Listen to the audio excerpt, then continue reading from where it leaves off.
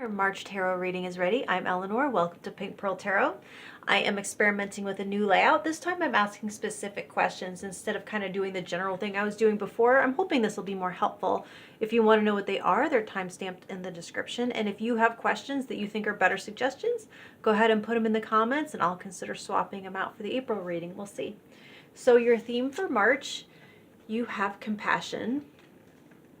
And then your affirmation, you have, if love turns lonely, let go. So yeah, I mean, she's looking like she's been through it. And so what I'm getting from these two, that this month is about finally surrendering something that has been hurting you to create space for something softer and more meaningful to come into your orbit. It might be time to lay down some sort of fight. I know it's one of life's more difficult questions. Am I supposed to walk away from this, or am I supposed to fight harder and overcome this epic challenge? If that's the crossroads you've been at, this is bringing in a message of relief that you don't have to drain yourself any further. So for what is that new thing that might be trying to come in? That's the first question. You have the World reversed.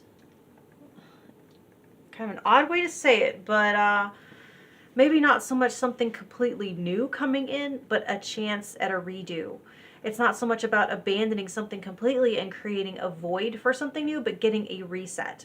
So instead of continuing to bang your head up against a wall, you get space to reevaluate and actually bring the current thing to a successful conclusion. It could be something that you do kind of want to get closure on ultimately, and the current battle with it is just intractable. So, like, aren't there a lot of movies like where right towards the end we find out that what we just watched was a possible ending, and then we get sent back to a previous point with the option to make a different choice? I think they do it with Twilight, Devil's Advocate. I think the Orville plays with this. You get the idea. So for where you will see the most change, you have the Chariot reversed. This feels kind of wonky. Reversed cards can be weird. So just to cover my bases, I'm getting two things. So for some of you, something that's gone belly up can get on its feet again. Something that got stuck and stagnant, run aground, it can get traction and move forward after a period of being on hold or misalignment. Now for others, it's a withdrawal of wasted energy. So like as a metaphor, a car stuck in the ice or mud and you've just been revving the engine and the wheels are spinning deeper and deeper. You're smelling rubber. It's time to take off your foot from the gas and try something completely different before you burn out your motor. And that feels very much in keeping with that original theme that you have here. So for what will be the biggest obstacle, you have the Three of Wands reversed. Impatience. The urge to chase after what you want and end up pushing it further away. You might have to access patience to let something unfold in its proper time or to flow to you naturally. Now, like that's my first thought, but also with this, for some of you, it could be underestimating yourself, not trusting that you're capable of expansion and growth and would be better off playing it small forever in your comfort zone.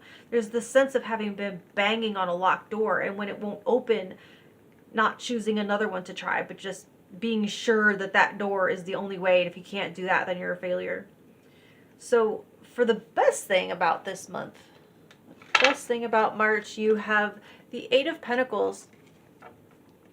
You're getting incredibly good at something here. You're mastering something in your physical world. It could be a talent, a skill, something that might have once started out as a struggle. It's starting to get smoother. There's something that once took every bit of your effort to slog through. It can start to be put on autopilot as you get that good at it. So you could be being recognized professionally for your dedication and perseverance. Something that you've been working on consistently is now paying off. So for your impact or influence on others, you have the Ace of Wands reversed. You are somehow having a de-escalation effect. You're diffusing people's triggers in some way. That's actually such a great and rare skill to have, the talker off of ledges person, the person that talks people down. And you might also find yourself to be the one with the thankless job of being the voice of reason or caution. So for what opportunities you should be looking for, you have the 9 of Pentacles. Now this is getting yummy now. So opportunities to treat yourself to whatever life's little luxuries that you can afford. Maybe a higher end type of food, something your household needs that might cost more in the moment, but it's going to last longer, be less disposable. It could be a little trip somewhere or a shopping spree at your favorite store. It doesn't call for irresponsible spending at all, but at least enjoying what you have to its fullest and not living harder than you have to. Now, for others of you, this can mean opportunities to assert your independence, to celebrate your personal achievements, and savoring the rewards that came with them. And only share credit if you want.